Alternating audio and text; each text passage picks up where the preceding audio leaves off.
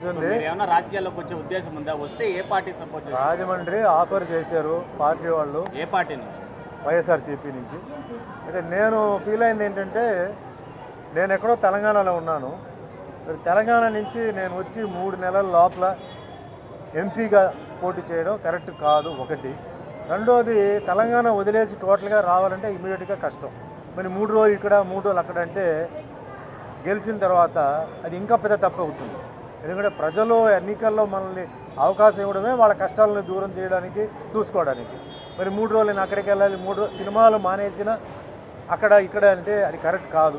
కాబట్టి నేను వైఎస్ఆర్సీపీ గవర్నమెంట్కి ధన్యవాదాలు చెప్తున్నాను నాకు ఈ అవకాశం. ఎందుకంటే రాజమండ్రికి నేను చాలామంది ఫ్రెండ్స్ ఉన్నారు, వాళ్ళే సజెస్ట్ చేసి పార్టీ ద్వారా చెప్పారు. వాళ్ళందరికీ నేను వెనకాల చాలామంది ఎమ్మెల్యేస్ ఉన్నారు, మినిస్టర్స్ ఉన్నారు, ఎంపీస్ కూడా ఉన్నారు, నా పేరు సజెస్ట్ చేసిన వాళ్ళు.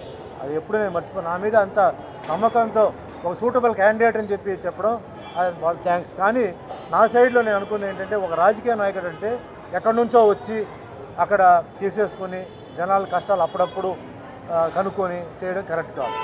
అక్కడే కనీసం ఒక 5 సంవత్సరాలు 10 సంవత్సరాలు ఉంటేనే ఏమేం జరుగుతుందో తెలుస్తుంది. అటు ఇటు రావడం అంచేత నేను లేదండి ప్రస్తుతానికి. ఏంటంటే ఎక్కడ నేను ఇప్పుడు కమిట్మెంట్ అటు ఆంధ్ర కానీ తెలంగాణ కానీ, మొన్న లాస్ట్లో తెలంగాణ బైఫర్కేషన్ టైంలో కేసీఆర్ గారికి నేను సపోర్ట్ చేశాను. బైఫర్కేషన్ నేను ఫస్ట్ చేసింది నేనే. అయితే రాజకీయం తీసుకుంటే నాకు గురుగారు ఎవరంటే చంద్రబాబు నాయుడు గారు. చంద్రబాబు నాయుడు గారు తీసుకెళ్ళింది ఎవరంటే రామ్మూర్తి నాయుడు గారు, నేను తమ్ముడు. రామ్మూర్తి నాయుడిని పరిచయం చేసిందంటే ఇక్కడే తిరుపతిలో బత్తాల నాగరాజు నాయుడు అని చెప్పేసి పాకాల బస్సు ఆర్టీసీ కండక్టర్ అభిమాని.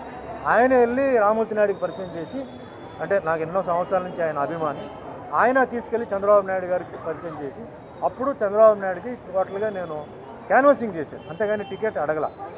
పాలిటిక్స్ ఏంటనేది నాకు నేర్పించింది అంతా టీడీపీయే, చంద్రబాబు నాయుడు. సో అది నేను ఎప్పుడు మర్చిపోను. రేపు నేను రాజకీయంలో ఏ పార్టీ అయినా వెళ్ళవచ్చు, సెంట్రల్ పార్టీ అని ఉన్నాయి.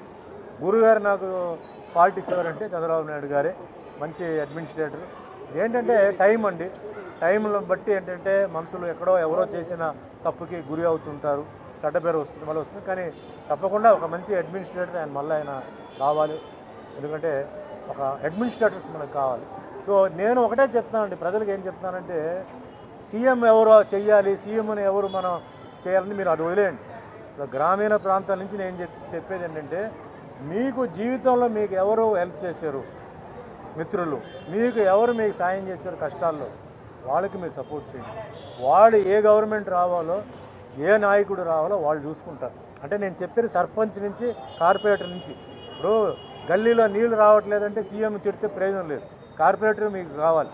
సో అక్కడి నుంచి మీరు మంచి వాళ్ళని ఎన్నుకొని పోతే ఆటోమేటిక్గా మీకు ఏంటంటే అన్నీ బాగుంటాయి.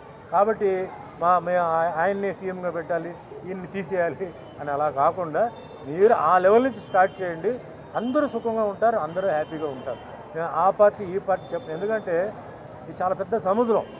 చాలామంది ఏంటంటే పార్టీలో జాయిన్ అవ్వడం కూడా ఏంటంటే చాలా కోరికలు, చాలా కళలతో వెళ్తారు. కొన్ని జరుగుతాయి, కొన్ని జరగకపోతే వెంటనే తిడతారు, నాకు చేయలేదని చెప్పి. అందుకే అలా కాకుండా కొంచెం బ్రాడ్ మైండ్గా ఉండి, ఆఖరికి ఏంటంటే ఈ డబ్బులు పంచిపెట్టడం వీటిలో మీరు అవ్వకుండా. ఎందుకంటే 5 సంవత్సరాలు మీరు భరించాలి. ఒక మనిషిని మీరు ఎలక్ట్ చేస్తే 5 సంవత్సరాలు. సో గతంలో ఆయన మనిషి ఏంటి, ఇప్పుడేంటి, ఈ మనిషి నమ్మకంగా చేస్తాడా, మీకు నమ్మకం ఉంటే చేయండి. అంతేగాని స్టేట్మెంట్లు అది ఇది అంటే మేనిఫెస్టోలు ఉన్నాయి, ఆ మేనిఫెస్టోలు మరి జరుగుతాయా జరగదా అది కూడా మనం ఆలోచించాలి. ఈరోజు అందరూ చదువుకున్న వాళ్ళు ఏదో అంటారు ఇష్టానికి, అరే జరుగుతాయా, ఎలా జరుగుతాయి అది కూడా ఆలోచించండి. అవసరం మనకి ఇప్పుడు ఏం కావాలి, గ్రామీణ ప్రాంతం వాళ్ళకి ఒక ఇది ఉంది. ఇప్పుడు వాళ్ళకి ఏదో రోడ్డు, ఫ్లైఓవరు ఇవన్నీ వాళ్ళకి అవసరం లేదు, వాళ్ళ రిక్వైర్మెంట్స్ వేరే, అది చూసుకోండి. అలాగే మిడిల్ క్లాస్ వాళ్ళు, పెద్దవాళ్ళు, ఇండస్ట్రియలిస్ట్ వాళ్ళు, అట్లా చూసుకొని మొత్తానికి అందరూ హ్యాపీగా ఉండాలి. నేను పాలిటిక్స్ ఏంటనేది ఇంకా నేను ఏమీ నిర్ణయించుకోలేదు. తెలుగుదేశం పార్టీ తరఫు నుంచి కూడా గుంటూరు జిల్లా రాప్తాడ్ నుంచి కూడా మిమ్మల్ని పోటీ చేయమని అడిగారు. అది కూడా ఇదే చెప్పాను, నేను అక్కడ ఉండాలి. నేను ఎక్కడో ఉండి అక్కడికి వచ్చేసి రేపల్లిలో మీరు పోటీ చేయాలంటే చేయవచ్చు. 5 సంవత్సరాలు టైం కావాలి. అంటే లా లెక్క ప్రకారం 5 నెలల్లో వచ్చేసి నువ్వు చెయ్యి అంటే ఎట్లా? ఒక మనిషి అక్కడ చాలా మంచి పనులు ఆయన చేసి ఉండొచ్చు, అతనికన్నా నేనేం బెటర్గా చేయగలుగుతాను, నేను ఆలోచించాలి కదా.